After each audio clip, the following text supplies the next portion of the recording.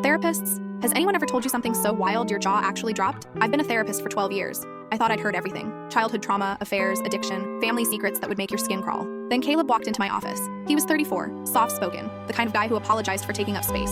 For 3 months, we worked through standard anxiety issues, work stress, relationship problems, the usual suspects. He'd mention his overprotective family occasionally, but nothing alarming. During our 15th session, something shifted. Caleb sat forward, hands clasped so tightly his knuckles were white. "Dr. Morrison," he said, "I need to tell you something, but you have to promise not to call anyone. Red flag number 1. I explained confidentiality limits, but he pressed on. "My family thinks I'm dead."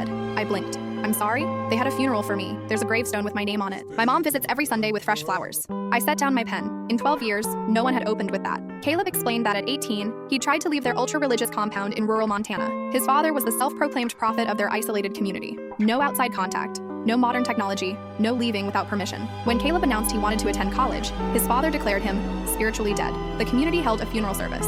They burned his belongings and told his younger siblings he'd been consumed by evil. "I hitchhiked to Seattle with literally nothing," he said. "Slept in shelters, worked under fake names. Took me years to get real documents." But here's where it got wild. 3 months ago, Caleb's 16-year-old brother Ezra had escaped. He'd found Caleb through social media and revealed something that made my blood run cold. "The prophet stuff was just a front," Caleb whispered. "Dad's been running a trafficking operation. Young girls from broken families promised salvation, then he couldn't finish." Ezra had USB drives with evidence, financial records, videos, testimonials, but he was terrified to go to authorities because half the local police were community members. "He's living in my spare room," Caleb said. "But yesterday, we saw Dad's security team at the grocery store. They found us."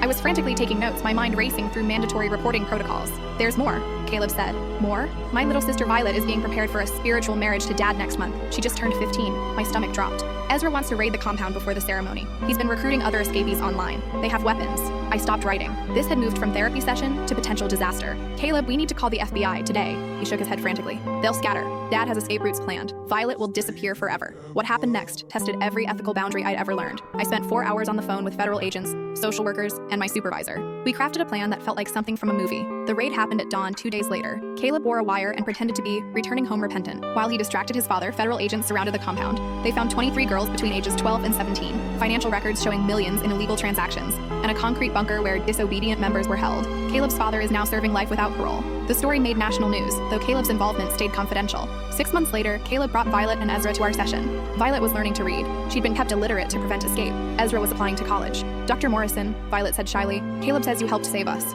I looked at Caleb, who was finally smiling, really smiling, for the first time since I'd known him. "Your brother saved you," I said. "I just made some phone calls." That night, I went home and held my own daughter a little tighter. Sometimes the wildest stories aren't fiction. They're just people finding the courage to speak truth after years of living lies. Caleb still comes to therapy. We work on survivor's guilt now, but every session, I remember why I became a therapist. Not for the easy cases, for the moments when speaking up changes everything.